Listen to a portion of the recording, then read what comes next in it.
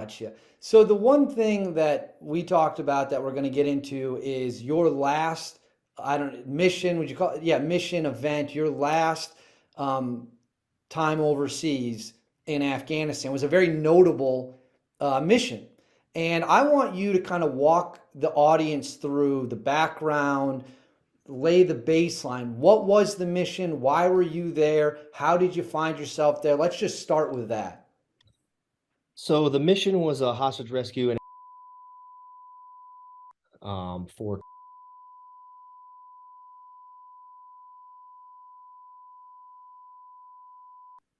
I'll leave it to the people to sort of dig into that more if they're interested in that. But from my perspective, um, it was an interesting story for me because it was my first opportunity to go on a hostage rescue. It was also happening while I was on my terminal leave, which is weird. So how do I explain this? So with no ego is kind of like the feeling it kind of became a joke among the team too.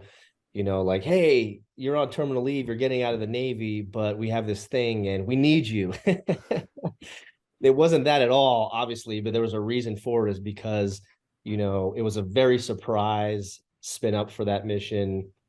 We actually did leave, very fast for that one. There wasn't a lot of time to hang around and get ready for it, which was pretty typical for those types of missions in the years like previous to that. So we'd kind of gotten used to it, but we left really quickly and we had, I was a recce guy. So we, sniper recce type guy. So we had most of our planners, which are recce guys, out on different trips training, right? Trying to stay current. So they weren't going to be able to get back fast enough to blow out for this op. So I had a troop chief who essentially called me up. My locker was cleaned out. I had turned everything in except for a pair of night vision goggles, my primary weapon, and I had all my gear still ready for those missions for that period of standby on our cycle. So knowing that my troop chief essentially called me up, and I was really upset because I was in the team just doing emails. They started to spin up, and I go, of course, they get to do this thing right when I go on terminal leave and I'm getting out of the Navy. So I'm back in my neighborhood. I'm running a couple of miles, and I come back and my phone's blowing up. It's my troop chief. I call him back. He says, hey, what are the chances that you'll come in here and help us plan for this thing? I said, well, of course I'll come in and help plan for this thing. And then sort of joking, I just said, and then, well, if I plan, do I get to go? So he paused for a second. He said, actually, hold on a second. And he went to talk to the officers, and they came back on the phone. He's like, yeah, you're current on everything. I had done a jump trip when I came back just to sort of do a fun thing on my way out, but that allowed me to be current. So we needed a tandem guy. We needed a couple tandem guys, and all of those the guys that had that qual were not going to be able to make it back in time. So we organized sort of the chalk loads. Yeah, so we blew out for this hostage rescue. I got to jump in a tandem and be sort of the point man. Real quick, for the viewers who hear these words like tandem, who have no idea what that means, Yeah, yeah. when you say that, what does that mean? There's a certain number of us that are qualified for jumpers that need to come with us for a hey-ho that are unqualified to jump with the team. So we have to have a certain number of guys that can tandem somebody in. So like a medic or a comms person or somebody outside of the main So, team. so they're strapped to you, is what you're saying. Yeah. So I Got jumped, it. guy strapped to me. Got it. Yep. Perfect. Keep going. Yep. So we did these missions. We did a couple of them. We ended up not getting the hostages for various reasons, but there was, like an elaborate tunnel system, which fast forward when we actually were able to recover those hostages, um, some of their recollection of what happened was pretty interesting. They actually heard us all above them as they were sort of stuffed down by these guys down into the tunnels. So it was really kind of strange that they were being moved around down there while we were busy clearing the village. So unfortunately, it was not a successful hostage rescue, but for me, it was the last mission. It was like a last hurrah. And some other things happened on that that were very important to me, especially getting out of the Navy afterwards, and going through that. And maybe I could talk about that later, but um, there was some things that happened that were important to me because, people, it's cool to talk about the hostage rescue, all of the sort of external details of that. But something happened on that mission that was that really affected me deeply that I didn't really think about enough while I was in. And I think that might be part of the sort of collective ego or sort of ability to put those things away that has to be within all of us in order for it to work, to sort of function as a team through some of those experiences. And one of the things that happened was, this was the Haqqani network, so they were known to rig explosives around for some of the situations where they had taken hostages in the past. So they were notorious for some of those kind of tactics. We were briefed up on this stuff, and there was a lot of intel towards this. And as we made our way into the target, there was some activity going on. There were some bad guys moving around, but we were able to sneak up on the target undetected. There was some sort of soft compromise before that. There's a lot of early warning network stuff around there, and we were in an area that hadn't been really operated in for a while. And so, we could pick that apart, but there could have been various reasons, anything from hearing the aircraft, miles away to just small noises or something stirred them up to the point where at the very last minute they were able to stuff the hostages down into a tunnel system. And when we got there, the beds were still warm. There was evidence that they were there very recently. So that was a frustrating thing for all of us to deal with. But the other thing that happened was there were 5 males in the courtyard, and our tactics were to try to minimize breaching just because there's so much dust. So you would essentially blind yourselves out. But because it was a hostage rescue with very specific rules of engagement, we decided that we were going to do that, and just sort of take on a little bit more risk in order to get in there quickly. So we did do that. Myself and another teammate of mine made a very deliberate decision to eliminate the males that were in that courtyard. I think it turned out later that there was some weapons under the blankets and stuff like that. But it would have been very risky for the breach to go off and for all of the operators to get dusted out and not knowing what could happen. So we essentially did the right thing by eliminating any risk whatsoever to the assaulters, which is our job as recce guys. But it turns out that 2 of the males were actually, and we found that out later. They were probably, I don't know, maybe ish. And so, these kind of things happen, especially with those kind of rules of engagement. We don't ever obviously train for that. So maybe I think we'll talk about that later with one of your questions about critics towards, some of the wartime stuff. But that really, there was nothing that affected me the way that did from any of my experiences. We can talk about PTSD and different kind of stuff like that, but I never really regretted things. I never really regretted decisions that I made. And I don't really, aside from teammates being lost, that those kind of things never really affected me deeply. I wasn't the guy that had like nightmares and these kind of typical things that people might think about PTSD, but that really affected me, not in the moment, but later when I got out of the Navy. And I really had to sort of detach from that life to figure out a new purpose and purpose in life, which is really a deep struggle for a lot of guys. And I only understood it when it became my turn for that. But that incident, then suddenly after I was out, I did start having a very specific nightmare, and it was that I had killed those those younger males, and then they sort of rolled over, and every time in the dream they rolled over and it was like my own kids' faces. So it was this feeling like I essentially like had killed my own kids, in some sort of like guilt, traumatic feeling associated with that experience. Even though you had done exactly what you had to do for that mission.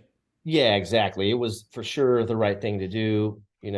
We circled up as a team afterwards and discussed it, and really there was no issues with it according to what was going on with what the rules of engagement were, the reasons why. I mean, me and my teammate were able to account for every shot that we took, but it still affected me in some way, pretty deeply after that. So I realized later that it had more to do with just unhealed trauma and things that I had going on from even before the Navy, back from childhood and stuff like that.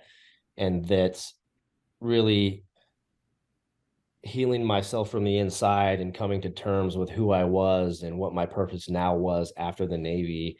And just sort of clearing myself from addictions and toxic habits, and trying to reconnect with my family after all those years of being gone, and my wife. uh Once that all happened, I started to realize those things, those dreams and those nightmares went away. So I think what the experience allowed me to do really was just to be more mindful of how of moments with people that I love, with my kids, in a way that I never was before. So I realized that it was the right decision to get out of the Navy at that point while they were still young, and they still didn't really have memories of me being gone like 270 days a year. Right. And now it's like every day I just feel, sometimes I even cry, a little bit when I'm hanging out with them, or when we're sort of laying down at the end of the day. And I'm just infinitely more mindful of moments with my boys. And so I think that's what's come out of it, honestly, with the Man, that experience. Chris, I got to tell you, and I know we talked about this off screen previously, but that is to me is just a regular guy, just a listener, no military experience. That experience, the first time I heard it and right now, it's unbelievably profound. And I think it's important that you understand that the viewers watching this and myself, that's how we view it. That's how people are going to view that when they hear that. Because that's a story 99.999% of people never understand. They will have no idea what it's like to go through that. And here you are courageously talking about the ups, the downs. I mean, it's nothing short of stunning. And I hope that the appreciation from the viewers is not lost on you, because I promise you it is definitely there. Thank you. Yeah, there's when I think back on different stories, different things that happened, extortion 17 was a big thing. Like anytime bad things happen, it's profoundly affecting each operator inside, but we all find a way to get through it. And when I think back on all those times, um, it's it's sort of black and white when you're there, right? When you're in it. And just like anything else, um, things aren't black and white. And so I think that each guy has a profound experience that they keep within themselves. And that's just one memory that I have to sort of explain how that works. There's so many books on the book on killing, and that describe, different psychologies associated with that kind of work. But I think we're now in a time where it's starting to be a little bit of a shift in the special forces community and stuff, where guys are actually able to discuss and sort of do it in a therapeutic way, describe how that actually affected them, inside. And do you have one thing that you look back on when you look at kind of the way that you mentally processed it, the way that you kind of came back? Like, was there one thing you did that really helped the most, that maybe someone who's listening to this right now, they have their own traumatic experience from war, and maybe they're struggling to find that one thing to get them over the hump? Was there one thing for you that really kind of gave you that extra little push? Yeah, for me, it was just that transition out really became one of the most difficult times in my life, even more so than anything that happened in my career. And I didn't understand that. I was just like, oh yeah, I'm going to get out and it's going to be, reintegrating back into society or whatever. And it's obviously starting to become more noticeable from sort of the general public or people per se that it's a real thing that each guy has to go through, and it's going to be different for each guy. And the catalyst for what they do with that, or the choices they make, like, because you're gonna, in my opinion, in my experience from this is, and it took me a while, it took me 5 6 years to figure this out.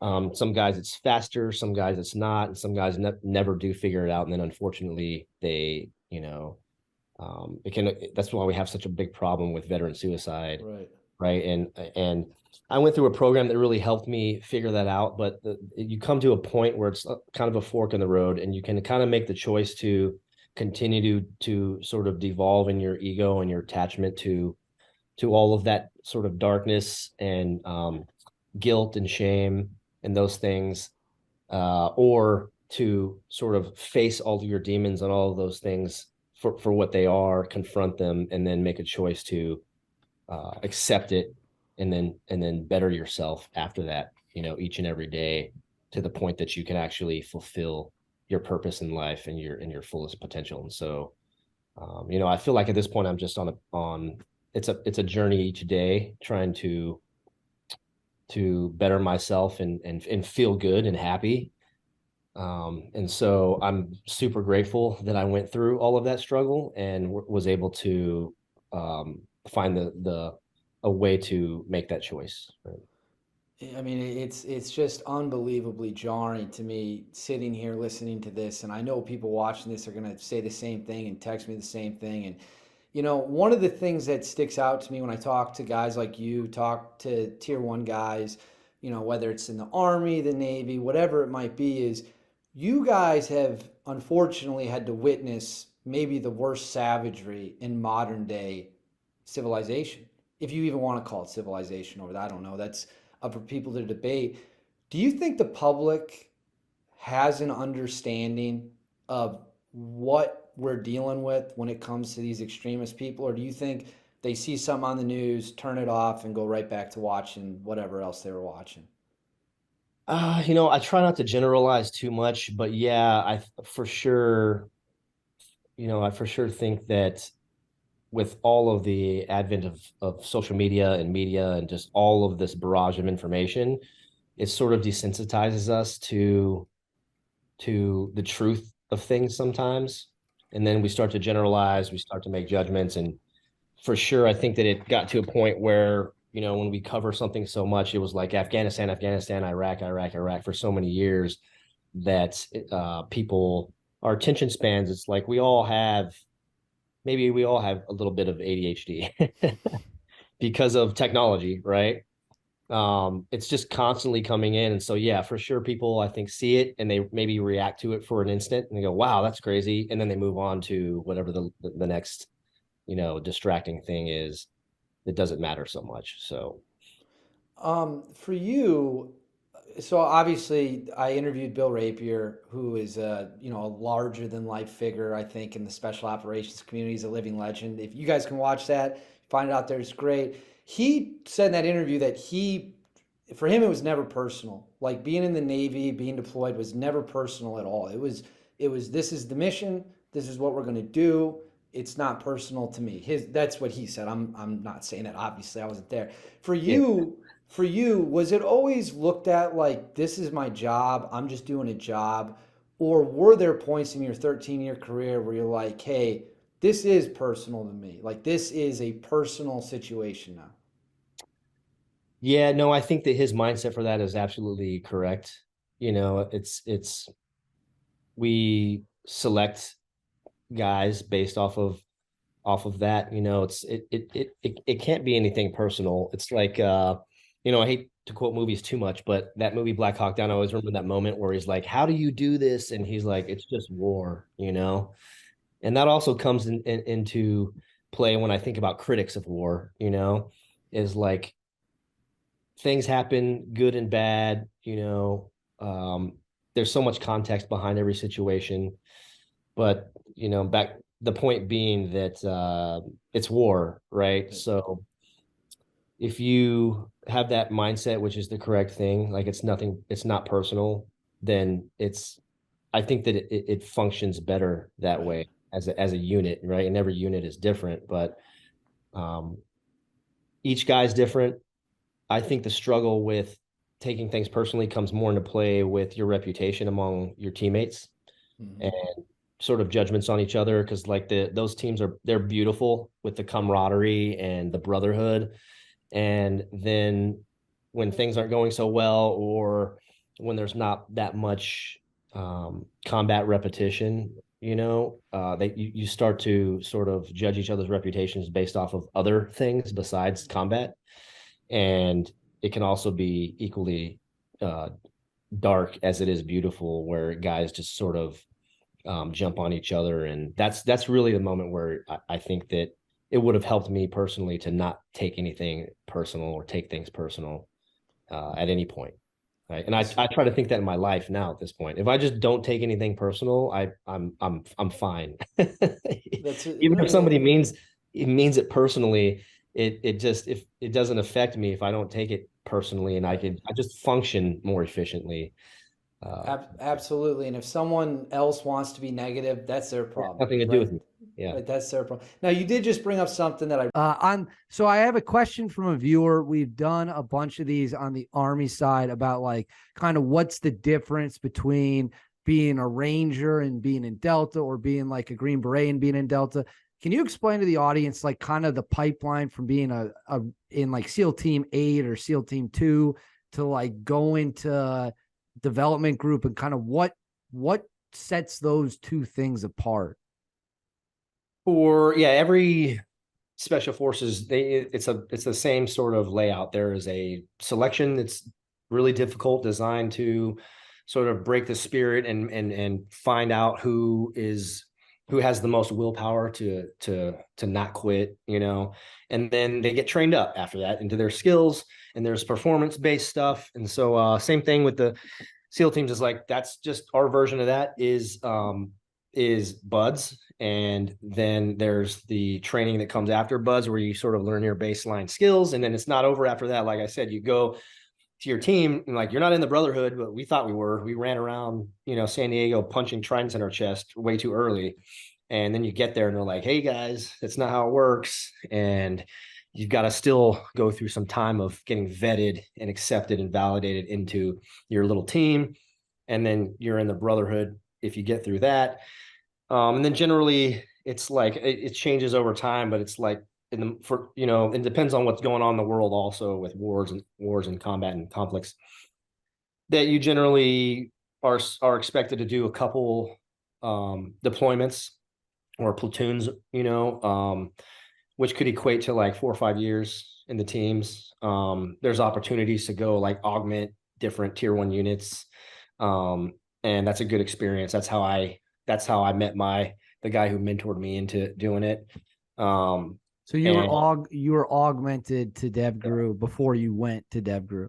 yes, for 4 months. And I was with this guy who was in a squadron that I considered my mentor at that point, right? And honestly, I think that once I went through selection for DEVGRU, I didn't, this might just be my own mind, but you get drafted into a team, and like I said, I was average, man. But I got through everything the first time through my whole career, all my selections, all my courses, and some of them I got a little close, but I always made it without having to repeat or anything. Which I'm kind of, proud of myself for that or whatever. But in selection, I was also, I think, somewhere in the middle, or even maybe a little below the middle, right? And then I made it through, and then it was always my goal to improve and become better. But I feel like my mentor like realized where I was at with that and was like, oh, he's not a top draft pick, so we're not gonna, I didn't end up in the same team or squadron or whatever. But it might have also just been by chance. I still don't know to this day. But yeah, so you can screen to go there after that time in the teams, right? And there's a psychological, physical, all this stuff you have to go through. And then reputation stuff. They'll find out about how, like, your reputation. And then then they'll say thumbs up, you get to go to selection, or thumbs down, you don't get to go, and you can try again in a couple of years or whatever.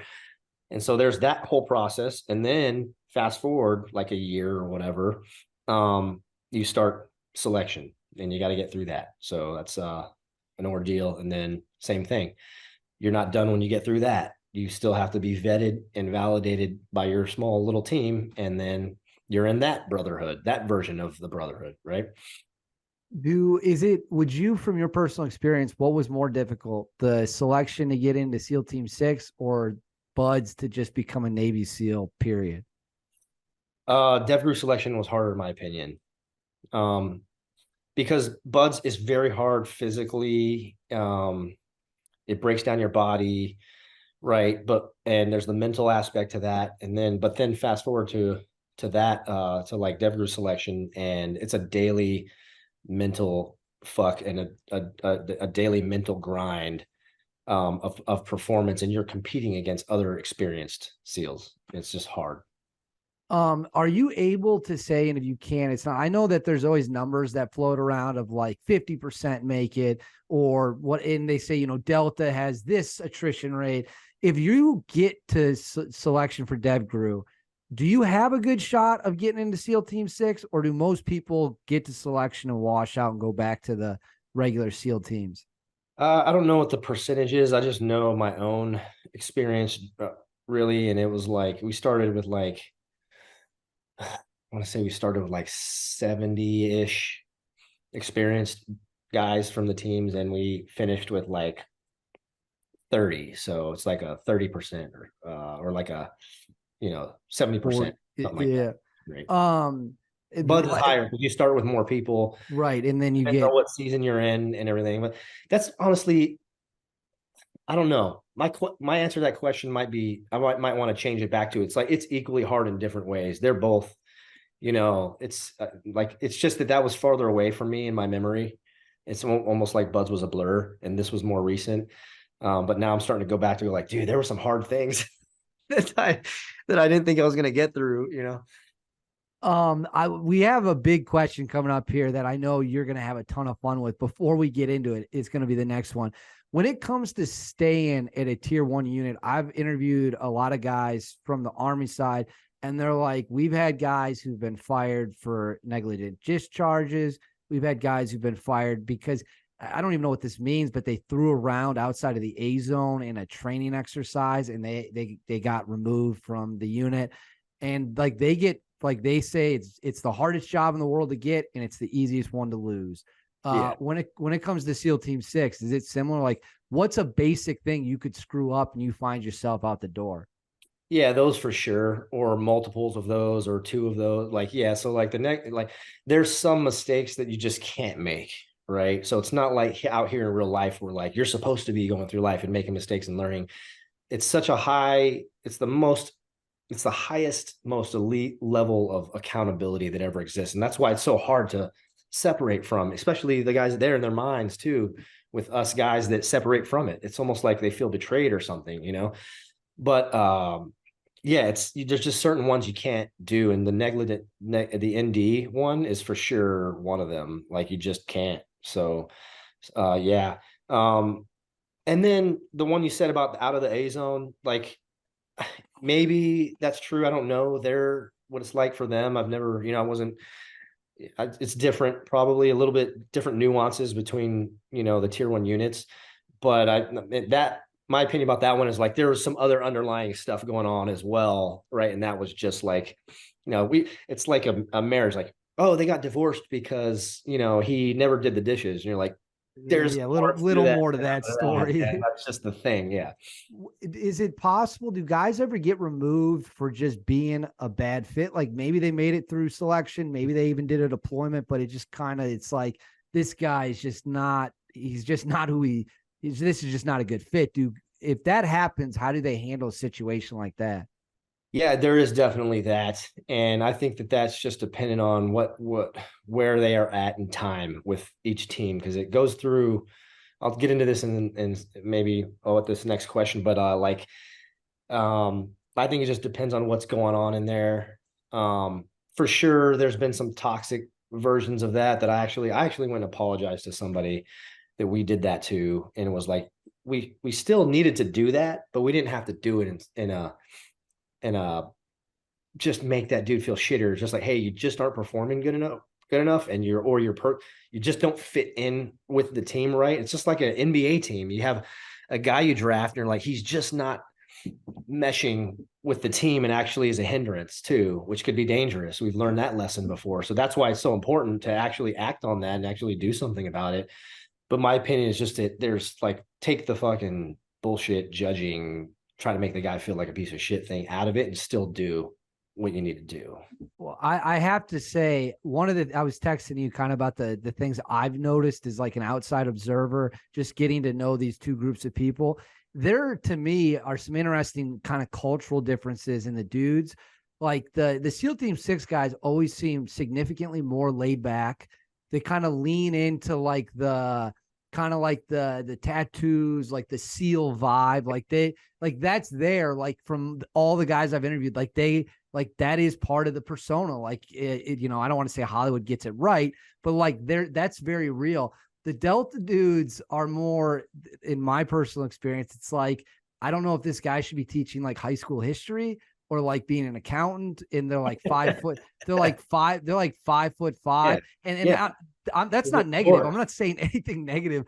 I love both those dudes, but now people on YouTube can stop screaming at me. We now have another SEAL Team 6 opinion, and so there you go. We got it on record. Chris has it on the record. We're gonna get this out as a special clip so everyone can stop screaming at me about being unfair. Are we all in agreement?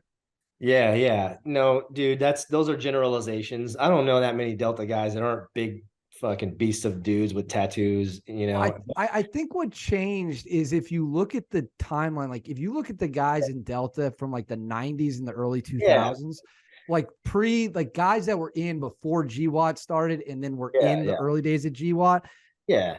They look significant. The team photos, not to get too nerdy here, you look at the team photos of them and you look at the team photos of like Kyle Morgan or like dudes from that time period, they don't look like they're even in the same group. That is 100% correct when it comes to being tattooed and much bigger.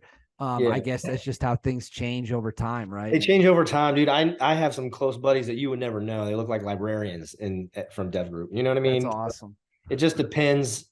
Each of the 4 teams within the unit all have their own over time little nuances and differences too. You know what I mean? Like, I never knew another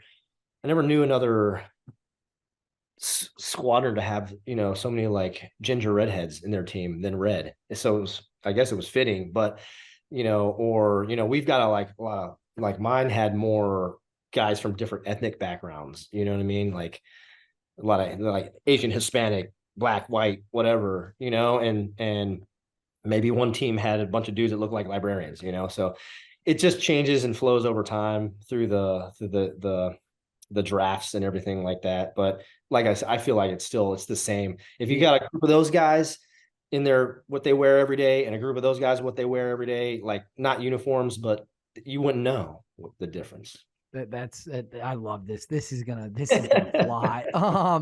As a Christian, is there any trouble squaring your Christian identity, your faith in God, your faith in Jesus with, I have to go kill bad people who are going to go do bad things if they're not taken out? So two things to touch on there, because you brought up a great great topic that a lot of times guys don't touch on. It's your identity, and really we all have a bunch of different identities. My primary identity is a Christian, Christ follower, most important thing in my life. The next one would be husband. The next one would be father. And then a bunch of other stuff after that. It is super, super important that as you order your identities, as you look at it and go, well, this is the most important thing in my life, that everything that is below, that is a lower priority is in line with the ones that are above it. And so that's super, super important. So now getting specifically into, killing and, so an example that I use almost every class that I teach, I do a mindset talk, and then we'll talk about, as part of your willingness, what are you willing to do? We'll talk about, this book that is out there that probably most of us have somewhere.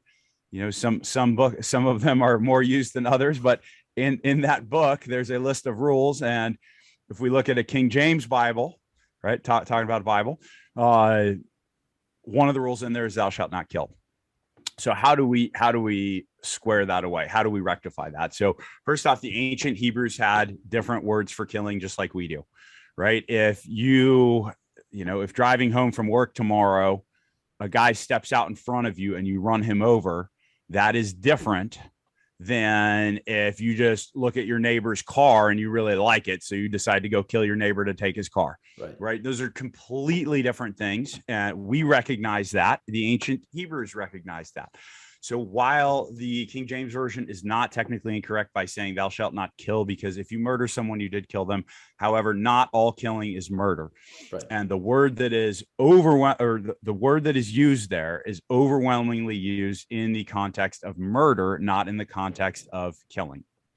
One of the things that actually is I was sitting through my oral board for selection to go to the command, that is one of the things they asked me. They said, hey, you claim to be a Christian, and yet you're screening to go to an organization where we might ask you to kill people. And it was the psychologist that brought this question up. And I said, well, I'm glad you asked. Actually, I may not have said, I'm glad you asked that. Now I would say, I'm glad you asked that question. But at the time I launched into, well, the Bible talks about David, and David being a man after God's own heart. And David killed so many people that they wrote songs about him. I mean, the Israelites had songs. Saul is slain his thousands and David is tens of thousands. And yet still David was a man after God's own heart. Right. And so David screwed a bunch of stuff up. And he was guilty of murder, but it was when he took, another man's wife and then had the man murdered.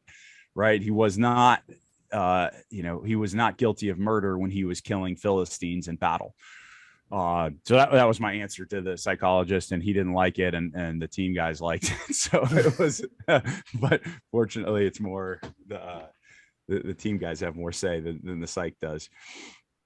So I guess to circle around to that question, it is absolutely, they are two different things. Murdering someone is different from killing someone to protect yourself or to protect your family, because really there's no malice. I mean, I remember going in on targets and actually, especially when I knew there was going to be pre-assault fires on targets, actually praying for the guys that were fixing to die from the pre-assault fires, just because the Bible says we're supposed to pray for our enemies.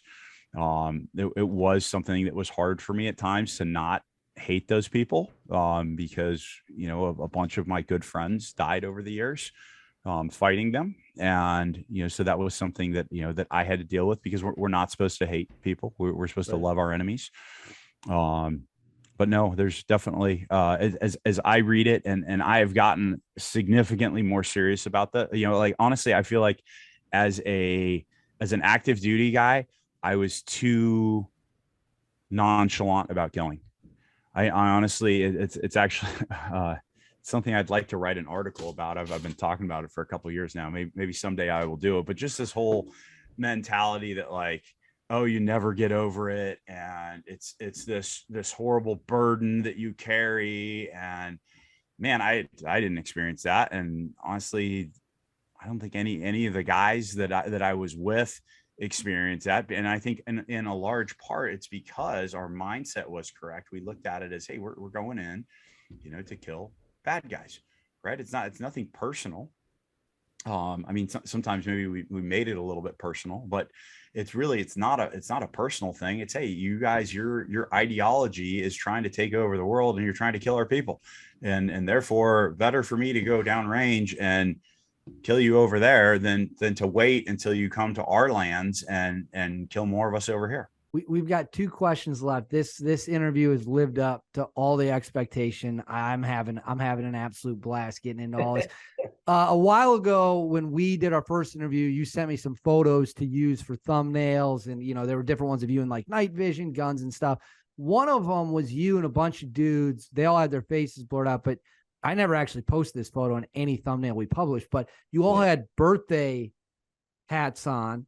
And I'm just wondering, just because I'm sure the audience, and I'll figure out a way to flash on the screen, I'm sure the audience is going to be very curious why we're a bunch of SEAL Team 6 operators wearing party hats, if you will. What can you tell us about the backstory to that photo? Dude, it's the Brotherhood, man. So part of the sacrifice is doesn't matter what holiday, birthday thing, you're missing all that stuff. It's part of your purpose. You have to. So you got your boys, and you do your best to, even if shit was bad that night or hard or whatever, is like little moments where somebody thought of something and they're like, you know what, dude, it's New Year's Day right now, and we're out after this bad guy. I'm going to stuff some party hats in my cargo pocket and make my buddies make them laugh for 5 seconds. Right. So, hey, everything was cool. Right. Hey, quick, get on the radio. Everybody get in here. Party hats. Boom. We have New Year's. We fly home. And it's, I gave I don't even remember who it was. It wasn't me. Gave us 5 seconds of just a little bit of joy together, and on that night. So that photo was taken on an actual hit. Yeah. New Year's. That's incredible. That's one of the funniest things I've ever heard. Good for you. I will make sure that photo gets posted. Give me 1 second here. Yeah. It's an important reminder that even if things aren't going well, like you said, like take a couple seconds. Yeah. Have a little fun. Have a reason to smile. I think that's good life advice in general, whether you're a Navy SEAL or not. All right. Last question here. This is what I want to close out on. I just recently had a conversation with a guy by the name of Chili Palmer who served in the Army's SMU. And he was saying a lot of the same stuff you're saying right now about how he felt that the jihadis he was fighting, mostly I believe in Iraq, their sole intent wasn't defending their country. It wasn't defending their government. It wasn't defending their people, if you will, like a traditional army might. It was, I'm going to kill and blow up as many Westerners, as many Christians as I possibly can, and I'm going to kill and maim anyone who helps them. In your experience, was that the same mentality you experienced encountering Islamic terror? Yeah, absolutely. And there is some distinction there. Like they're the true believers, the guy that are actually, the foreign fighters, the guys that would travel, the guys that are legitimately there to fight. There's that element. And then there's the dirt farmer that is not making any money. We destroyed his crops, so maybe he's not super happy with us. And then some, Taliban guy gives him $100 and says, hey man, dig a hole and put a mine here. So there is some of that that's just kind of, economic opportunity. There's also the guys that just don't like us there. As we would experience if we had foreign occupiers here. Right. And I mean, that's what we were doing there. We were occupying their country. As much as we want to say we were liberating them or, whatever, it's, they sure didn't see it that way. So there was some of that element, but yeah, all the hardcore guys, the more senior guys, absolutely. They're doing it for jihad, right? For the cause of Allah. One of the interesting things about Islam is that as a good Muslim, you do not have assurance of salvation, right? So as a Christian, as a follower of Christ, I know where I'm going to go, not because of anything that I've done, because of what Christ did on the cross for me and me accepting that and, and me repenting and following out, making God Lord of my life, right? That makes me a Christian. And God cannot change his character, right? He is who he is. Well, the Muslim doesn't believe that. They believe that as Christians, we put God in a box by saying that he cannot change his character. One of the 99 names of Allah is the father of lies. And so they think that you could be a good Muslim and, I guess Allah's having a bad day that day and you're going to hell. However, there's one way around that, and that's dying as a shaheed or as a martyr. So that is a big motivator for a lot of those guys, is that they want to die. I mean, and I think about it if I really believed that, man, I would, if that was the only way to assure that you had salvation, man, I would really want to make sure that I actually died in battle like that, died for the cause, because because otherwise it's just you're leaving it up to chance. So yeah, a lot of those guys were very, very serious. They are following the Quran, right? When they go and they take jihad, they're following the Quran when they first keep it in, what they call the Dar al-Islam, right? The lands that are already subjugated by Islam. They're supposed to kick us out of there first, and then they're supposed to take the jihad to the Dar al-Harb, which is the land of war, which is any of the lands that are not controlled by Islam. And ultimately all the hardcore guys, their goal is to establish a worldwide Islamic caliphate. Right, exactly. Well, now we're going to get into the question I know you cannot wait to answer. I get dogged all the time because I interview a lot of Army guys. I ask them the exact question I'm about to ask you. And everyone on YouTube's like, why do you only ask guys from Delta Force this question? Well, I interview more of them than SEAL Team 6. That's why. I'm not biased. I'll post any video clip of anything anyone says. So now we have another SEAL Team 6 guy in front of us. SEAL Team 6 versus Delta Force. It is literally the most popular video subject on YouTube for any military category. You can look up the numbers. That's 100% true. Yeah. Delta guys obviously claim they're the best. SEAL Team 6 guys obviously claim they're the best. What is your opinion on Delta Force versus SEAL Team 6? Who's better? And then what would you say the big differences are? So I'm so honored to answer this question with you. But yeah, we're better. Duh. No, honestly, my opinion about that is it's like you like football. It's like the NFL to me. It's just stuff, and it doesn't fucking matter. So here, who's better right now, Dave? The Kansas City Chiefs or the Patriots? Who's better? Chiefs are currently much better. Aren't they both elite NFL? And they're both tier 1 NFL teams. But who's won the most Super Bowls? Patriots. So who's better? Like, there might be a time where they were better, and it depended on like their support, who all the individuals will support, their leaders, like their coaches, right? Their staff. Different teams have different amounts of money at any given time. The commissioner might favor one team or the other at some point. I don't know. There's just different factors, but like right now, the Chiefs are better, right? So it's the same shit, dude. So my answer is it's the same shit. Right? So the same shit with little differences in the way we do things at different points, little failures and wins at different levels, and it ebbs and flows, and it's all the Brotherhood, and we're all in it. It's all part of us. And they're both tier 1 elite units. It's the same shit.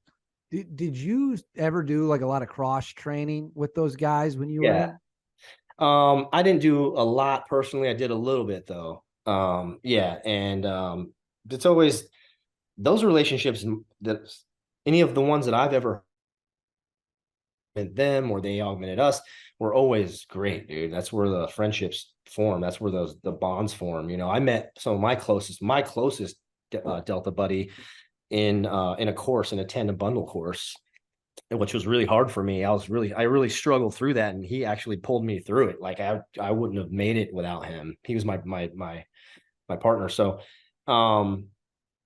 and now I'm friends with some guys that are out doing training stuff and things like that, and we're it's super awesome. So is it, and this is just a pure nerd question because I'm a nerd and I'm fascinated by history and stuff like this. If I took a dude from Delta and I swapped him into like a CQB stack of like SEAL Team 6 guys, or I took a guy from SEAL Team 6, threw him in a stack of a bunch of Delta dudes, is the CQB like essentially the exact same? Like you wouldn't even know that one guy was from the other side? I think so. When you do CQB that much, you on night vision and everything, like you learn what everybody in your team does just by how you don't talk, just what they look like and like the moves that I know what this guy's going to do because he always does this. It's like, their body language, what they're going to do. It's fluid, right? When it gets to that zone, when you're in that zone together. But so the answer to that is like, yes. And like in like a couple of runs, and especially after talking through what they do, what each does differently, whoever you flop into it in like 10 minutes is going to just shift to that. And because it's an art form, it's fluid, and they're going to run with them, dude. That's that high, that CQB, that high level CQB. Well, I have to say, I was texting you kind of about the things I've noticed as like an outside observer, just getting to know these two groups of people. There, to me, are some interesting kind of cultural differences in the dudes. Like the SEAL Team 6 guys always seem significantly more laid back. They kind of lean into like the tattoos, like the SEAL vibe, like that's there, like from all the guys I've interviewed, like that is part of the persona. Like I don't want to say Hollywood gets it right, but like that's very real. The Delta dudes are more, in my personal experience, it's like, I don't know if this guy should be teaching like high school history or like being an accountant, and they're like 5 foot, they're like 5'5", Yeah. and that's not negative. I'm not saying anything negative. I love both those dudes, but now people on YouTube can stop screaming at me. We now have another SEAL Team 6 opinion, and so there you go. We got it on record. Chris has it on the record. We're gonna get this out as a special clip so everyone can stop screaming at me about being unfair. Are we all in agreement? Yeah. No, dude, those are generalizations. I don't know that many Delta guys that aren't big fucking beasts of dudes with tattoos, I think what changed is if you look at the timeline, like if you look at the guys in Delta from like the 90s and the early 2000s, like guys that were in before GWAT started and then were in the early days of GWAT. Yeah. They look significant. The team photos, not to get too nerdy here, you look at the team photos of them and you look at the team photos of like Kyle Morgan or like dudes from that time period, they don't look like they're even in the same group.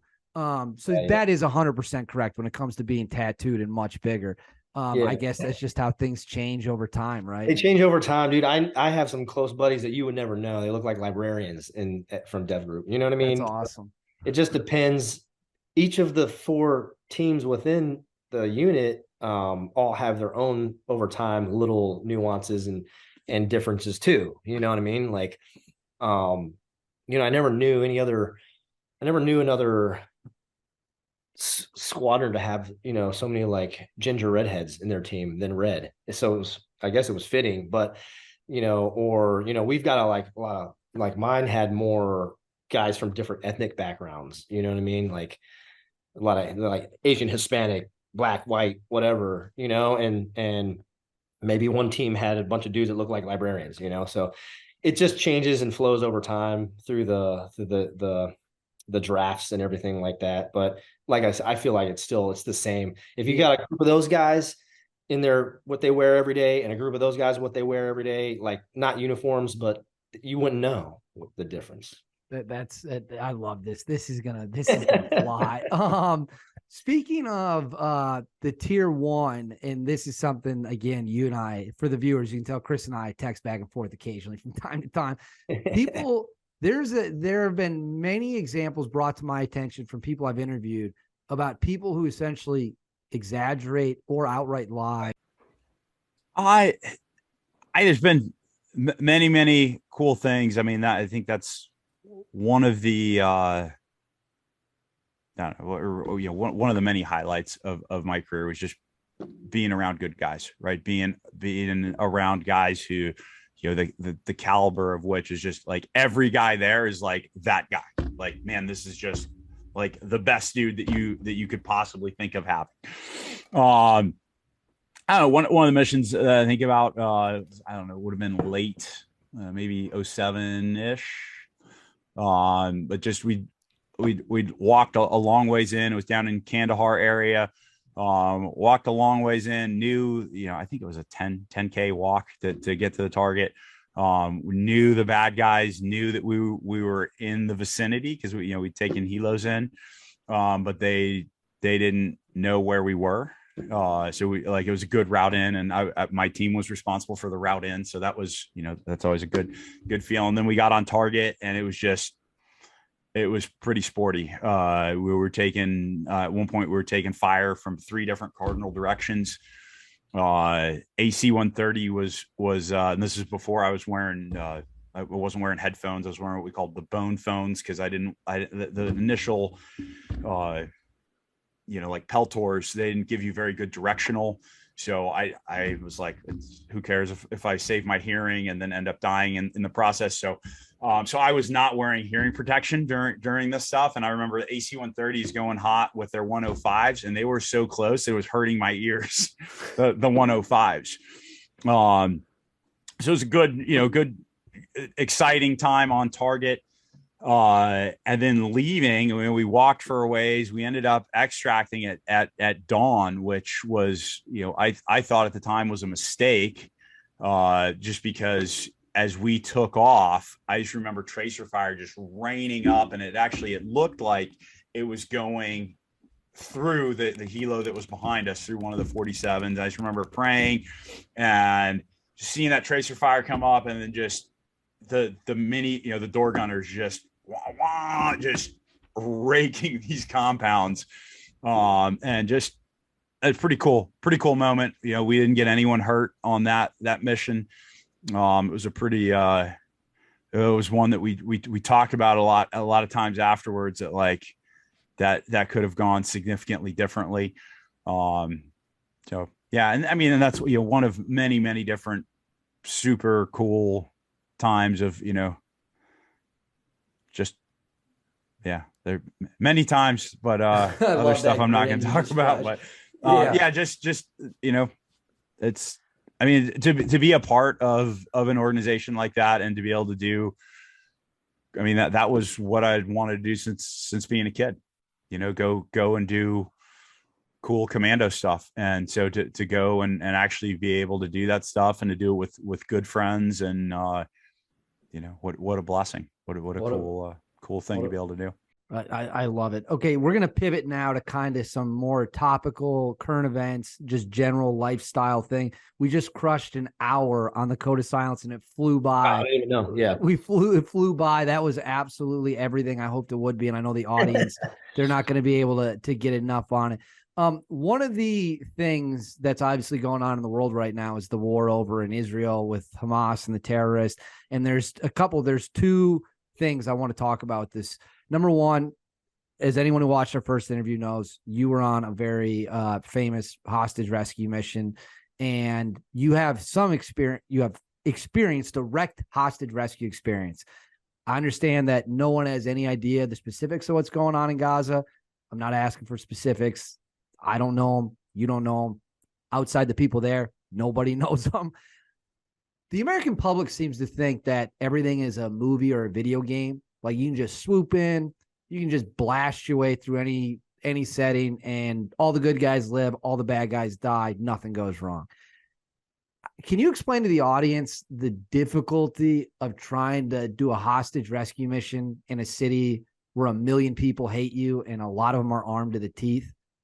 Yeah, dude, just watch Black Hawk Down. So it's so difficult, so many things to consider, right? And it's the situation's constantly changing, even to the point where you probably get there like it did for us, you know what I mean? And you have to, that's how you train to adapt and move to those things. But things can go wrong, and then they can go really, really fucking wrong. But on those missions, doesn't matter how wrong they go, it's almost to the death in that case. There's no pulling back really from those. So yeah, that's the sort of well, that one that I did, I don't think was like super famous or anything, but it was one. It wasn't like what you said, like the general public's like whatever levels and spectrums. It doesn't matter. It's the same point. It's hard, man. there's so much that goes into it, and it's constant training for that. Like if we're local, you're not just, you don't, they say like, oh, hey, there's not much going on in the world for hostage rescue and we're local, so everyone gets to just go lay in a hammock. Like, no, you're in the kill house all day and morning, and constantly. So there is a lot to it, but I think to that point, that's one of my personal opinions about the sort of, I love movies, but like the detriment of holding so much weight and truth in Hollywood, which is just for entertainment, is there's a little bit of that. That's where this comes from, is like all of our imaginations now sort of, because we in America, like Hollywood seems like everything to some people, and the opinions of those of Hollywood, and the money of Hollywood, and the connection to our government people and politicians and all this stuff is like, it's to me, it's like, it's just too much, because Hollywood's just for entertainment, right?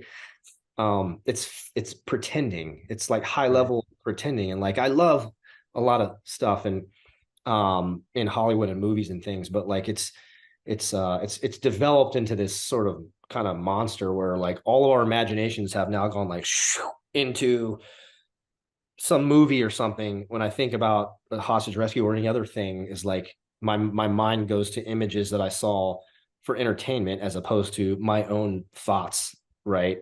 And experiences in order to sort of create my own imagination or thoughts about something like that, right? Do you think it's even possible? Like, is it even I know they're trading hostages as is, but realistically, do we in the United States of America have the means to go into a city with hundreds of miles of tunnels, 1 million people, and try to hit 20 different targets at the same time and rescue?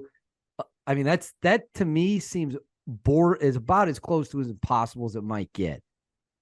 Dude, I don't know. I haven't been keeping up, to be honest with you. I've been keeping up with, like, I look at 1440 Digest as my news. I'm trying so hard to not, it's like make my posts for my things, scroll a little bit, get off, and do that twice a day or something. So a lot of people are getting their information from like straight up social media stuff, which is all propaganda. Terrible. Like, and that's even worse than getting it from other people's opinions on TV, from supposed news people. But there are still some, like, there's still newspapers, and there's still, this 1440 Digest is like, there's no opinion allowed in it. Okay, it's an email. You get an email every couple days, and it goes through. So like, that's how I've been keeping up with it and sort of skimming over it. So I don't know the intricate details of the hostage stuff that was going on. I just know both sides had some, mostly women and children. But to answer the question is like, my opinion is yes, our military is the most amazing military in the world, right? And so it's the best one that's ever existed. And right, minus public opinion, which is valid in these different wars and conflicts we go through, the full force, if ever applied by our military, it's the greatest like military that's ever existed in civilization. It just is. We're so good at it. We've developed it so much, right? And so it's still good that we're American. We have honor and virtue and values here, right? Because if we weren't that, we could abuse it and misuse it, right? But the full force of our military could do that. It's really hard. It would be really hard work, right? And we've done impossible things all over and over again, So yeah. So the second point I want to make about this is broader. It's been all over the news. I don't know if you saw it. I know we talked about it, but the amount of young people who are supporting Osama bin Laden, and the amount of young people in America who seem to think like the terrorists, like they're the ones making a lot of really good points. It's the U.S. that doesn't understand. You're a combat veteran. You've killed in combat. I have no doubt you know people who died or seriously wounded. When you see young Americans, where did we go wrong that they think Osama bin Laden, he was right and the U.S. was wrong on 9/11? What happened? I think it's just a result of generational propaganda at this point, right? It's the same thing that's happened in Palestine. Like all those people are now generationally believe that people in Israel are the enemy. They don't even, maybe I don't know if they even perceive that they are actually under this like rule of oppression, like the Taliban rules Afghanistan, right? And so here it's the same, not the same, but it's my opinion is just it's a result of being too loose with our boundaries on how much propaganda for stuff gets infused into schools and universities and organizations and companies and things. And so I don't know the answer to that. I don't know I don't know the solution. I have some ideas of the solution, but I haven't, need, it would take as much time as it's taken to get to this point to go back to that. Right. And so, but that's what, on the bright side, there are so many awesome organizations and people and things, working together to counter that balance and to come back to, and it's an individual thing too. You can't be affected by propaganda if you are clear within yourself, right? If you don't understand your own purpose as a person, right? Like a lot of these young people do, they're running around. I was young and I didn't know my purpose when I was 19 years old. I was rebellious. I was a fucking difficult teenager, like I skateboarded around Cannery Row in Monterey, like scamming tourists for cash to go like to the candy store and just like get a stash of candy, right? And pretend like I was doing a science project. And then as soon as I made $100, I would close it all up and then go, we weren't doing a science project. But, my point is that like it's purpose. And so with so many people now, I think we've just reached a tipping point of young people that don't understand because they're going through it in their lives. That's what your teenage years and your 20s and all that stuff's for, is to find what your purpose is. And so like the guidance to that is gone askew, has gone awry.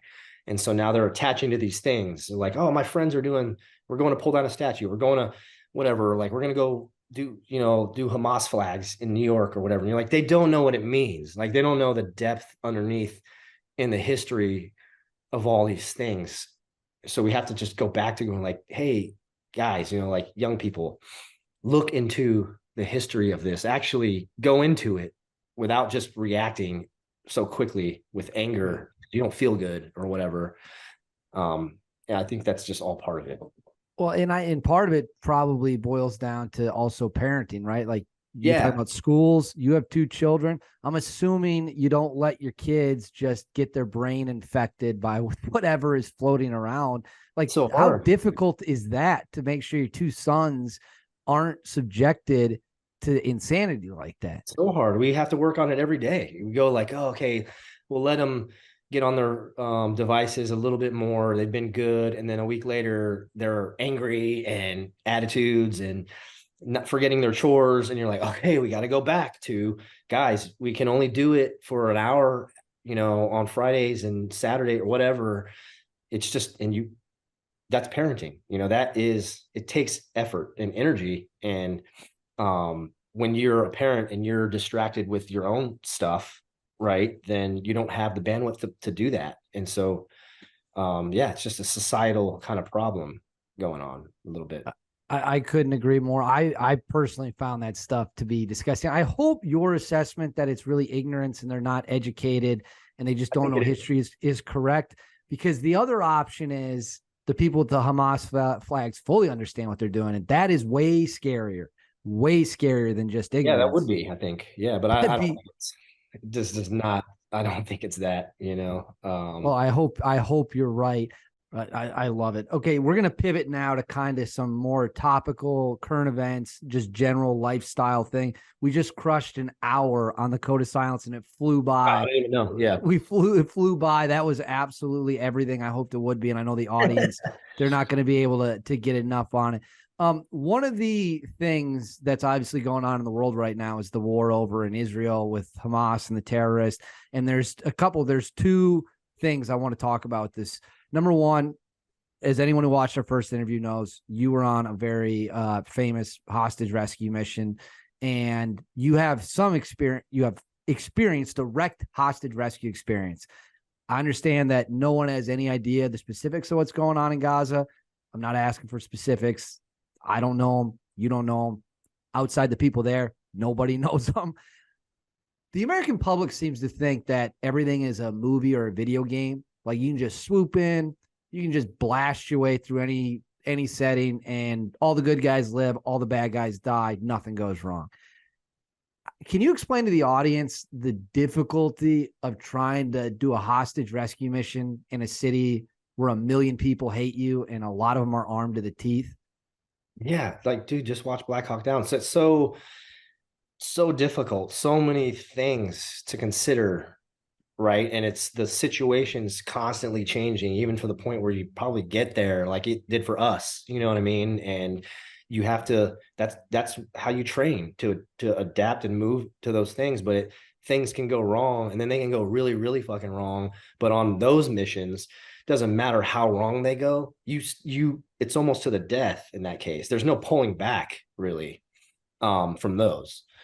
So yeah, that's the sort of well, that one that I did, I don't think was like super famous or anything, but it was one. It wasn't like what you said, like the general public's like whatever levels and spectrums. It doesn't matter. It's the same point. It's hard, man. There's so much that goes into it, and it's constant training for that.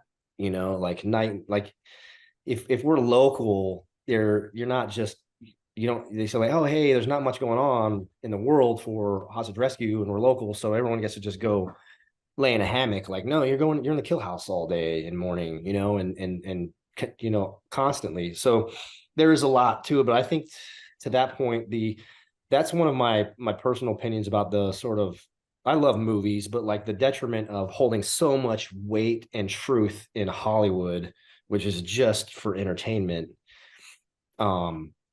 is there's a little bit of that's where this comes from, is like all of our imaginations now are sort of, because we in America, like Hollywood seems like everything to some people, and the opinions of those of Hollywood and the money of Hollywood and the connection to our government people and politicians and all this stuff is like, it's to me, it's like, it's just too much, because Hollywood's just for entertainment, right?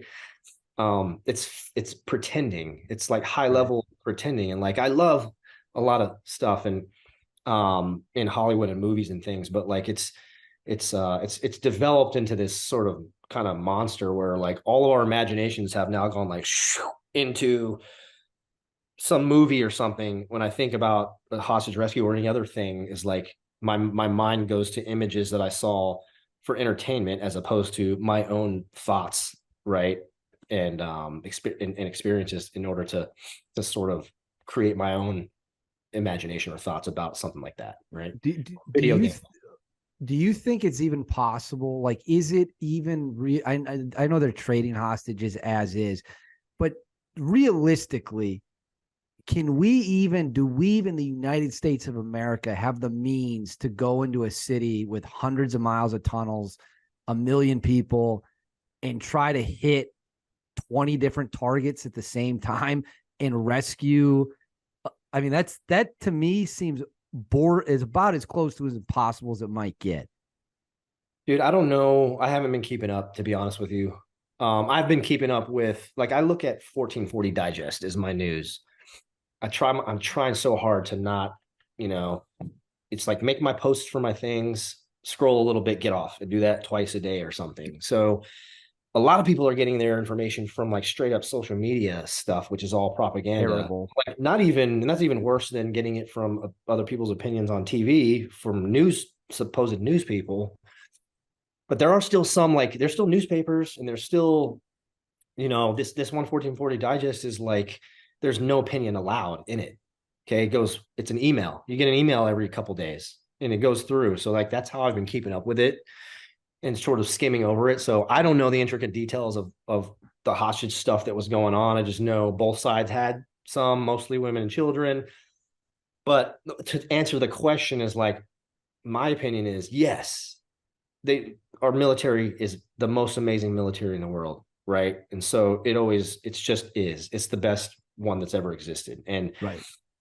minus public opinion, which is valid in these different wars and conflicts we go through, the full force, if ever applied by our military, it's